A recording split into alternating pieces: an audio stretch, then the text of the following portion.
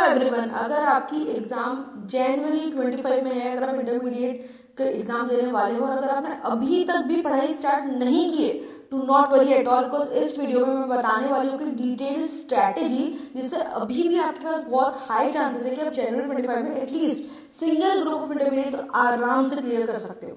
तो एकदम वीडियो को एंड तक देखो, डिटेल में समझो कि हम कैसे इसको इम्प्लीमेंट करने वाले हैं। जो वेरी लकी है आईसीए ने आप सिर्फ 3 सब्जेक्ट कर दिए एक ग्रुप में। सो अगर हम जनवरी 25 तक के लिए देखें तो आपकी एग्जाम 30 जनवरी से स्टार्ट हो रही है, तो अप्रोक्सीमेटली अभी से लेके एग्जाम तक में आपके पास around 55 days 55 days remaining to exam, and this is excluding the first 5 days जो आपको पेपर के लिए देने हैं। अभी 2 महीने बचे लगभग आपके एग्जाम को। 2 महीने में से 60 डेज में से फर्स्ट 5 डेज मैंने निकाल दिया आपके फर्स्ट पेपर के लिए, जो आपको एटलीस्ट 3 to 4 देने रहेंगे। मैंने हायर साइड पे 5 डेज को अगर निकाल दिया तो आपके पास सेल्फ स्टडी के लिए अभी भी 55 डेज बचे हैं। एंड अगर आप ऑप्टिमम यूज ऑफ टाइम करोगे तो इन 55 डेज में पता है एक इनडेप्थ रिवीजन, एक इनडेप्थ रीडिंग और एक रिवीजन, इतना आप आराम से कर सकते हो। और अगर आप बहुत अच्छे से करोगे तो कहीं ना कहीं चांसेस है कि आप क्लियर कर सकते हो। तो हम देखते हैं कि टारगेट्स क्या होने चाहिए। ये जो हम करने वाले हैं, फर्स्ट रीडिंग 1+1 बोलेंगे हम इसको, मतलब कि 1 इनडेप्थ रीडिंग जिसमें आप सबसे ज्यादा डिटेल में पढ़ोगे, और एक रिवीजन जिसमें आप थोड़ा सा शॉर्ट में पढ़ोगे। तो इसके लिए क्या टारगेट होने चाहिए? तो देखो आपके पास 3 सब्जेक्ट है, ठीक है। तो ऑन एन एवरेज आपके पास पर सब्जेक्ट कितना टाइम है? अगर हम फर्स्ट रीडिंग की बात करें, in your first reading on an average per subject आपको देना है, ऑन एन एवरेज आपको फर्स्ट पर सब्जेक्ट पे देना है 12 डेज। ये बहुत ही जेनरस टाइम मैं आपको दे रही हूँ।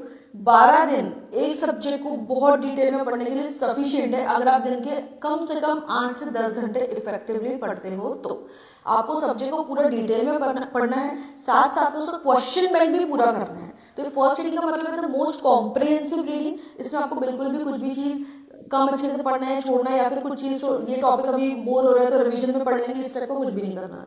एकदम डिटेल में पढ़ोगे। 12 डेज पर subject on an average enough है। आपके पास तीन सब्जेक्ट है, तो आपका जो फर्स्ट डे है that would go for 36 days. 55 days आपके पास टोटल थे, 36 डेज आपके चले जाएंगे फर्स्ट रीडिंग में। उसके बाद जो रहेगा आपका रिवीजन। रिवीजन के टाइम पे आपको देना होगा पर सब्जेक्ट, आपको अभी भी 55 डेज में से 36 अगर माइनस करें तो 19 डेज बचे। 19 डेज अभी भी आपके पास बचे रिवीजन के लिए। पर सब्जेक्ट अगर आप 6 डेज भी एलोकेट करोगे तो 18 डेज में आपका हो सकता है रिवीजन। हियर तो आपका 36 डेज में, यानी कि पर सब्जेक्ट ऑन एवरेज 12 डेज है, तो 36 डेज में फर्स्ट रीडिंग कंप्लीट होगी, 18 डेज में रिवीजन कंप्लीट होगा। और ये आई एम टेलिंग यू, ऐसा नहीं कि मैं आपको कम टाइम एलोकेट कर रही हूँ। 6 डेज एक सब्जेक्ट का रिवीजन करने के लिए एकदम सफिशिएंट टाइम है, और 12 डेज फर्स्ट रीडिंग के लिए भी एकदम सफिशिएंट टाइम है। तो अभी तक अगर आपने पढ़ाई नहीं की और आप सोचो कि कैसे जनरल एग्जाम देंगे, कैसे प्रिपेयर करेंगे, तो बिल्कुल भी उन सब थॉट को हटा दो। You are just at the right place. In fact I am telling you ये जो आपकी 36 डेज की फर्स्ट रीडिंग होने वाली है, इसके साथ आप यूनिट टेस्ट भी अपीयर कर सकते हो, मतलब कि पोर्शन वाइज टेस्ट जो फर्स्ट पीरियड में प्रोवाइड करते हैं। I have divided the entire syllabus into 3 parts, तो 1/3 सिलेबस होते हैं हर एक पार्ट में। इफ यू वांट आप एटलीस्ट यूनिट टेस्ट अपीयर ना भी करो तो आप मेरे से सिलेबस ले सकते हो, यूनिट टेस्ट का सिलेबस। उसमें अगर मैं 12 डेज आपको पर सब्जेक्ट दे रही हूँ, देयर आर 3 यूनिट्स, तो एटलीस्ट आप 4 डेज पर यूनिट एलोकेट कर सकते हो, 4 days per unit. And this is I tell you on an average आपका जो मैं टाइम बता रही हूँ 12 days on an average per subject है। अगर आप मान लो 2 सब्जेक्ट एक साथ करते हो तो that would go for 24 days. तो 2 सब्जेक्ट हाफ डे करोगे तो 24 डेज होंगे। तो I am just telling you कि on an average per subject 12 days है। तो आप अगर 3 यूनिट टेस्ट तो सिलेबस वाइज करते हो तो आप टेस्ट लिखो तो वेरी वेल, अगर टेस्ट लिखोगे तो पास होने के चांसेस डबल हो जाएंगे। I am telling unit test जो इफेक्ट है हमारे पास स्टूडेंट्स को जो हुआ है बहुत ज्यादा मतलब बेनिफिशियल रहा है। आप लिखो तो वेल गुड, ना भी लिखो तो एटलीस्ट आप यूनिट का सिलेबस खुद से ले लो, एंड पर यूनिट 4 डेज एलोकेट करके आप टारगेटेड स्टडी करो, क्योंकि जितना कम टाइम है उतनी आपको स्ट्रॉन्ग स्ट्रेटेजी की जरूरत है। और आप 4 डेज पर यूनिट का टारगेट बना के चलोगे तो by the time of 12 days आपका वो सब्जेक्ट पक्का फिनिश होगा।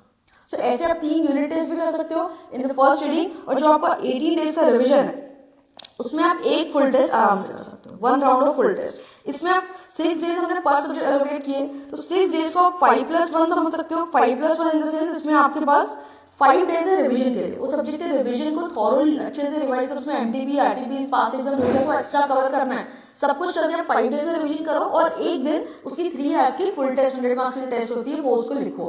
तो यू कैन कंसिडर इट 5+1 को एक दिन आपका टेस्ट में आराम से जाएगा। पहले थोड़ा सा जिस टेस्ट है थोड़ा रिवाइज कर लिया, फिर टेस्ट रिपीट किया, टेस्ट के बाद फिर से रिवीजन किया, तो 5 डेज आप रिवीजन के मान के चलो और एक दिन 1 डे ऑफ टेस्ट। तो इस तरीके से अभी जितना टाइम आपके पास बचे जनरल एग्जाम के लिए आप एक in depth reading with unit test और एक revision proper revision with full test का आराम से कर सकते हो। और अगर आपने इस टारगेट को फुलफिल किया, इस स्ट्रेटेजी से काम किया और टेस्ट भी साथ में लिखते रहे, तो literally I am telling you आपके पास होने के चांसेस बहुत ज्यादा बढ़ जाएंगे। If you need any further help तो आप कमेंट में मेंशन कर सकते हो। All the very best for exams.